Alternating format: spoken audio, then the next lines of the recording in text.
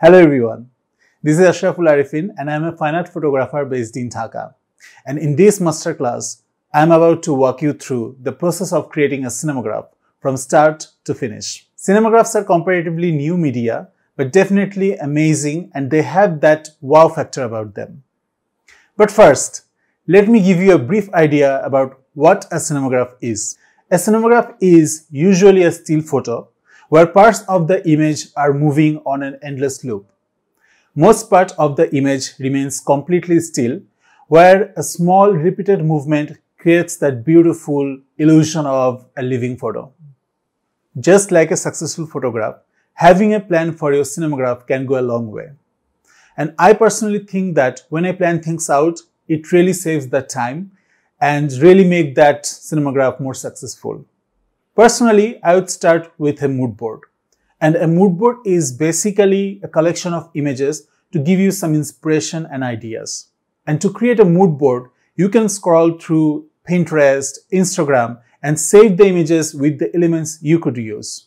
For example, if I want to create a Harry Potter themed cinemagraph, I would go to Pinterest and scroll through the images and save the images with the elements I could use. This is a great way to learn about the props and give you a good idea. Next, I would suggest you to create a sketch of the scene you are going to shoot. This will definitely save the time and give you a nice direction. And you don't really have to be very good at drawing. Just a rough sketch of all the details you can think of will work. Of course, you can create a cinemagraph spontaneously, but when we are going to create a cinemagraph more complex with levitation and composites, it's better to plan everything in advance. The next thing you need to think of is the kind of movements you are going to use. Ideally, when creating a cinemagraph, you need to select a subject in the scene where the majority of the image remains completely still with a little bit of isolated movement. This could be a flowing stream of water, a wisp of hair blowing in the wind, but remember, too much movement gives you an impression of a repeating video instead of a still photo infused with a small movement. Next, I suggest you to think very carefully about the movements you are going to select. Since we will be creating from videos, and typically when creating cinemagraph, you should select some isolated movements. Avoid having elements in your scene you want to be completely still, overlapping with the elements you want to be moving. So let's explain what it actually means. Suppose I have a subject right in front of the ocean and I want the ocean waves coming in and out in the background while my subject remains completely still. No problem, except if my subject moves too much, it will overlap with the moving ocean waves. Later on in the post, if I try to create a cinemagraph, this will create a big problem. So you need to make sure that the still doesn't overlap with the moving. The next thing you need to think of is the kind of motion you're going to use. You want movement that will loop seamlessly. And what I mean by that, ideally the movement should be repeated endlessly to give that illusion of a living photo. And now, let's talk about the loops. And there are two types of loops you can use in your cinemagraphs. So the first loop is called the bounce loop. A bounce loop will play to the end of the video clip and then play backwards. This is a great way to make the movement look continuous with an endless repeat. But you need to have movements that will make sense for it. For a bounce loop, you can have movements like leaves dancing in the wind, fabrics flowing in the wind, something like that. But it would not work for something that moves in one direction. For example, someone driving across your frame.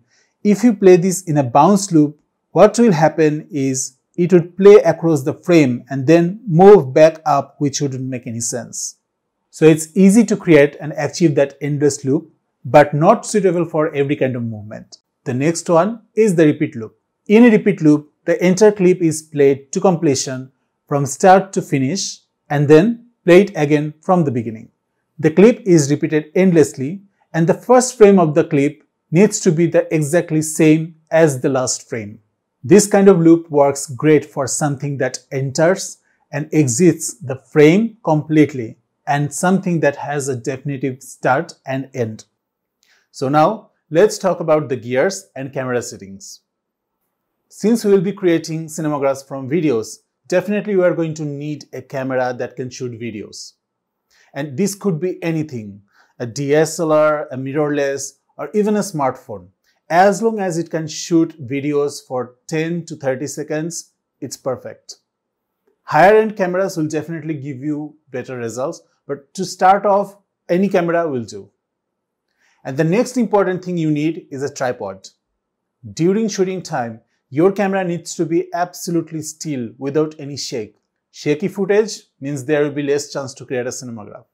You could use any kind of tripod, but the sturdier is the better.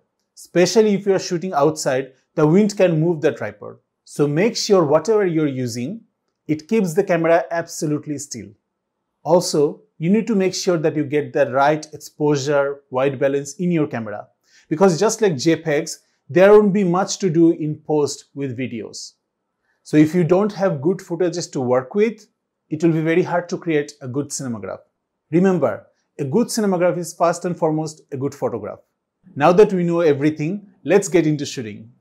I have set my composition according to my sketch. This is why I think sketching and brainstorming really come very handy. This literally took me 5 minutes to set the whole thing up. Here I have used few wine glasses and cup to elevate the teacups. I want sort of like a tea fountain, and we could use fishing wires or clamps to hold them. But since we are shooting a video and for cinematograph, we need the objects to stay absolutely still without any movement. So we need something firm to hold them while we pour down the tea on the cups. And the reason to use these glasses is that I can see these edges of the cups, and later in post, I can easily clone stamp this part and make the cup levitate. I'm shooting at 4K 30 FPS on a Nikon D850, and I'm using a Nikon 50mm f1.8G lens. Make sure you use the best video options in your camera to get the highest possible quality. And I'm shooting with a low ISO at f2.8 with an exposure of 1/160th second. A lower ISO will give less noise and great quality footage to edit in post. Another thing to consider is the blank shot. A blank shot is the shot where you remove everything from the frame and only take images of the plain background for composite. One problem here is, after I pour down the tea, the table surface will be completely wet, and I want it to look dry in the cinematograph. So either we can take the blank shot before or after the shoot. And for this shoot, I think I'll take the blank shot after. I'll remove everything and wait and make the surface dry, and then I'll take the blank shot. And I'm keeping the background very simple, just a plain white wall. And I'm shooting vertically. This is just a personal preference. I really like vertical compositions. And also I think that it's easier to composite things. If I can get all the streams in one shot, that will be amazing. But I don't think it will happen. So for now, I'll try to get everything part by part.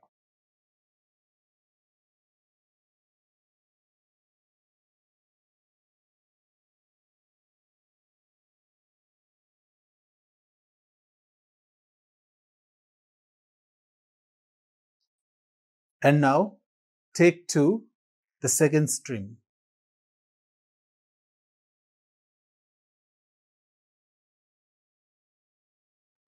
I really hope we got that. Next, I'm going to take some shots of the pocket watches. And I'm just going to place them here and there just to add some depth.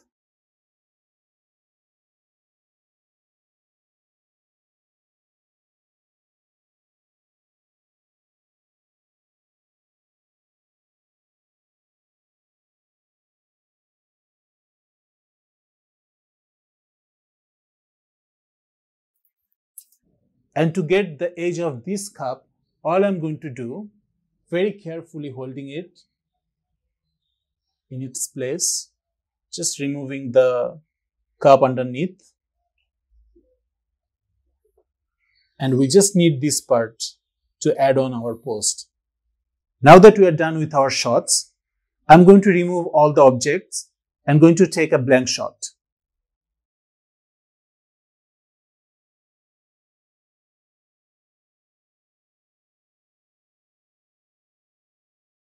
Make sure your camera focus is in manual mode so that the focus doesn't shift. I'm just going to dry this up with the help of a paper towel. Once it's dry, we're going to take some extra shots and some blank shots. And I'm just going to move my camera anti-clockwise and taking some extra shots of the frames. So later we can composite it with our main shot.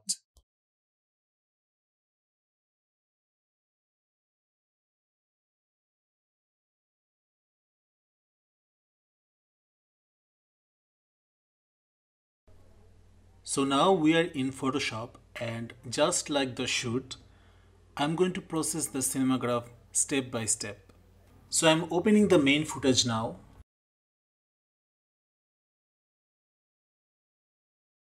At first, I'm going to make a still frame of the beginning of the footage. This is going to be our base image. And to do that, I'm going to press Ctrl, Alt, Shift and E on Windows, or Command, Option, Shift and E on a Mac. And I'm moving this still frame on top of the layers and dragging it to the beginning of my footage. So for now, I'm hiding it and going to work on only the footage. Now let's cut the part for our Cinemagraph. And from this footage layer, let's see where we can find a nice flowy stream.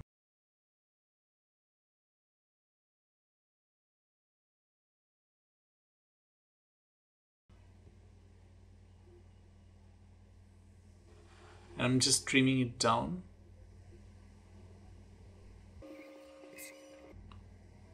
So usually it's hard to get movements like this in one take. So if it doesn't work at first, don't feel bad. Just keep trying. Trust me, I fail a lot. And usually I do few test shots before the final one. We're just trying to make it as seamless as possible. And I'm going to trim it down. And remember the duration of the clip, because we have to match it with our second clip. And I'm trimming down the still file layer also to match it with our footage. Next, I'm going to do the same for the second stream. And for that, first I'm going to duplicate the footage layer and finding the spot where I think the stream looks good. So to duplicate the layer, we're selecting it and pressing Command J on a Mac or Ctrl J on Windows.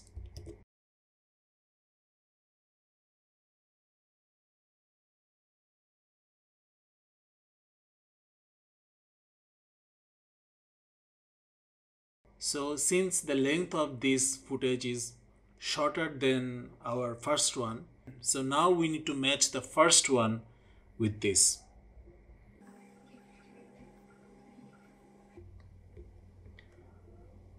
So now the total length of our video duration is almost 2 seconds. So now we need to bring back the first stream, and we only want this stream of T from the second footage. So what we have to do, we need to hide the entire layer and bring back only this stream. And to do that, I'm going to add a layer mask. So if I go to this layer mask option, right down here in Photoshop and click it, it will create a layer mask. And by default, it's white. That means whatever is in this layer is visible. So to hide it, we have to paint it with black. And we can do it by pressing Command I on a Mac or Control I on Windows. This will invert white and fill the layer mask with black. And now we need to bring back only the stream. And to do that, I'm going to paint white over this part. So first, I'm selecting the brush tool by pressing B, and I'm selecting a soft round brush, and the opacity should be 100% for now. So while selecting the foreground color white and making sure that my layer mask is selected, I'm just going to paint over the part which I want to bring back.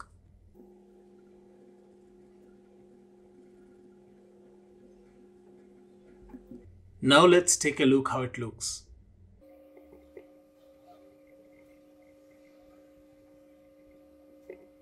Okay, it doesn't look too bad. For now, I'm okay with it, and I think we can use this as our demonstration.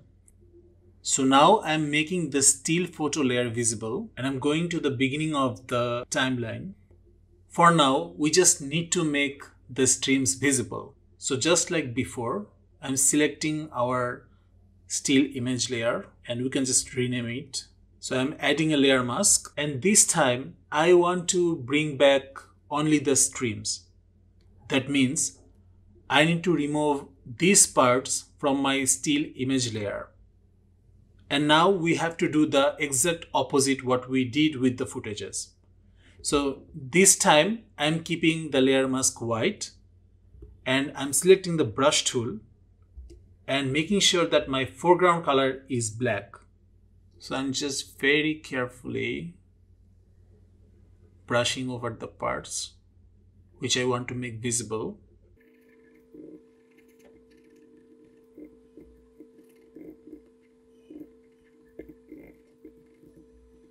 Now let's get rid of these glasses. I'm going to open the footage with my blank shot.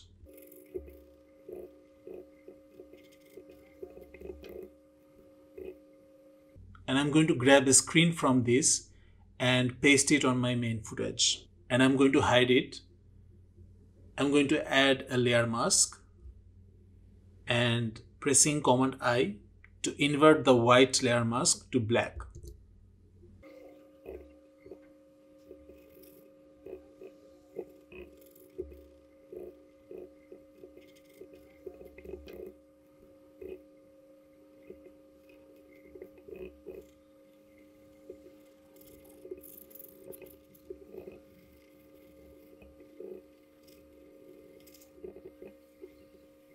So we are done with it now, but as you can see, there is a shift of exposure over here, and we can quickly fix it by adding an adjustment layer.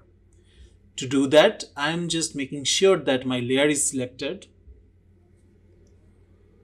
and I'm going to the adjustment layers panel, and from there I'm selecting curves. And I want to make sure that whatever changes I make in this adjustment layer, it's going to affect only this layer. So while selecting this adjustment layer, I'm pressing Command Option G or Control Alt G, and this will clip the layer mask with the layer I want to work on. So I'm just going to the midtone sections and just increasing it a little bit. Yeah, I think that looks good. And now we need to work on this part of the third cup. Remember the shot we took holding this cup? We're going to open the footage and we're going to the part where we took a frame of the underneath of the cup. We're going to copy and paste it.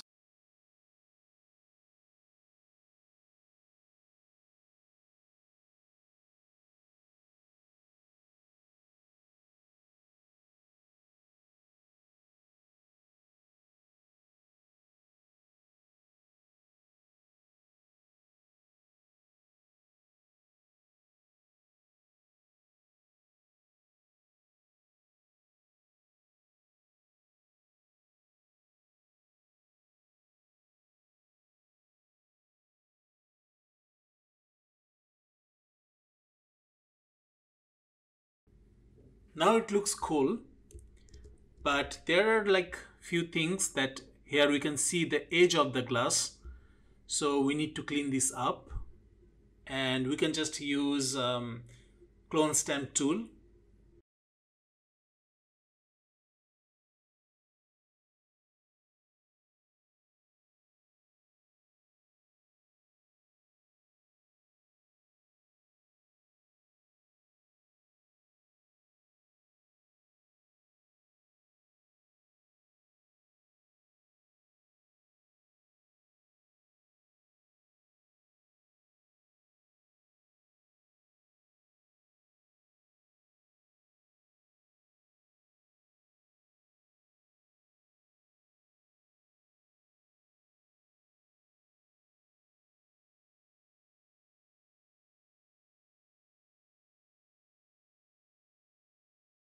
So now let's make the loop, and for this one we're going to use the repeat loop. Let's play this, and I want to make sure that the loop playback is selected. We can select it from this little gear over here and make sure that the loop playback is selected. This is the main problem. When it ends, there's a jump of frame and lag of motion. Our main goal is to make sure that the first frame is exactly the same as the last frame. We need to trim the beginning of the footage a little bit. We will explain this soon. Here. Okay. Next, I'm going to duplicate this video group. I'm just simply clicking it and dragging it to the create a new layer. And this will create a duplicate video group. We are going to click on the bottom video layer and drag it all the way to the right until it snaps, so that the end of this footage marks the beginning of this footage. Now we need to blend these layers together. Now in the beginning we cut off the beginning of the clip, and here's why. We are going to go down to this video clip and we're going to bring back the information we had at the beginning. So I'm going to click here and drag to the left, and it will bring back the original footage. What I have now is the beginning of my footage here is now the exact same place as this point in my footage here. Now I will trim down the clip as I don't need this extra part. Let's bring it in from the right to the left. Now we need to make sure that the top clip is completely invisible by the time it goes to the end. We need to make the top clip fade out by the time it reaches to the end, and it will show the footage underneath, which is the beginning frame of our clip. And we can do this very easily by going over here. First, I'm selecting the top layer and I'm going to this drop down menu, video group 1 copy. And here you can see that there are 4 options, but to fade out, we need to work with the opacity and we need to add a keyframe. So click on opacity, and if you click on this stopwatch, it will enable an opacity keyframe. As you can see, the yellow keyframe is activated. And now make sure that the opacity of this layer here is 100%. Let's get to the end of this clip. I'm adding another opacity keyframe, and this time while selecting this top layer, I'm going to make the opacity 0.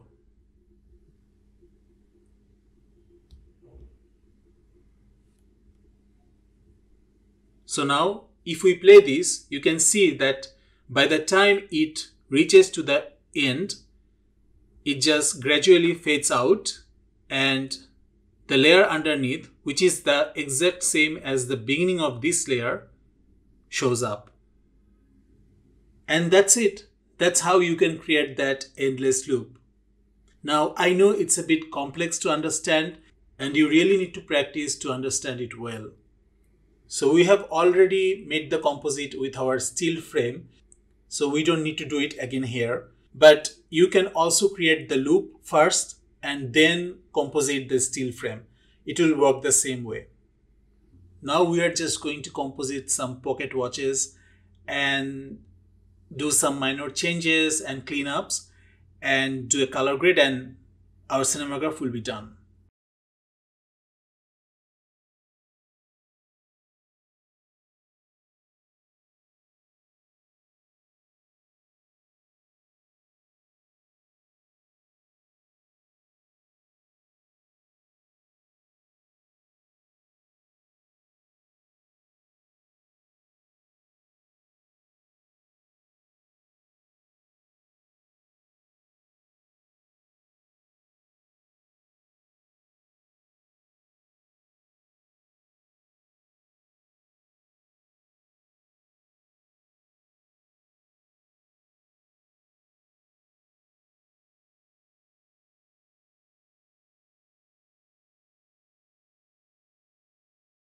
Now, if I want to color grade the Cinemagraph, we can do it easily using these adjustment layers.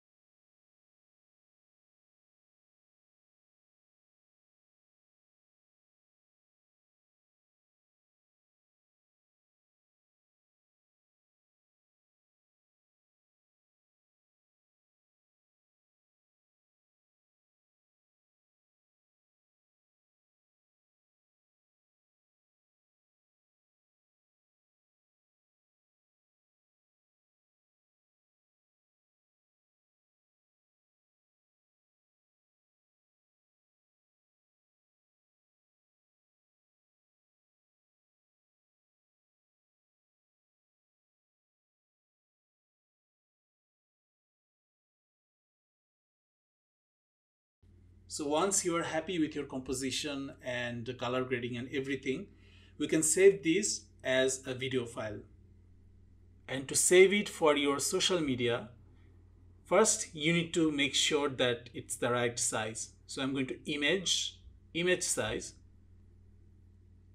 and I'm going to reduce it down to 1080 pixel wide. That's the standard for Instagram.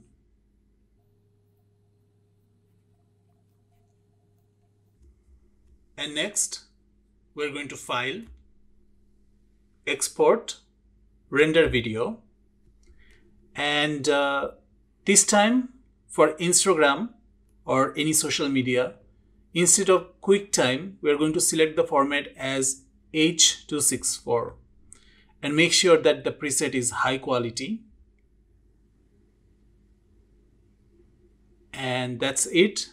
Click Render. And this will save your Cinemagraph as a video file, which you can share on your social media. Thank you so much for joining in and watching this tutorial.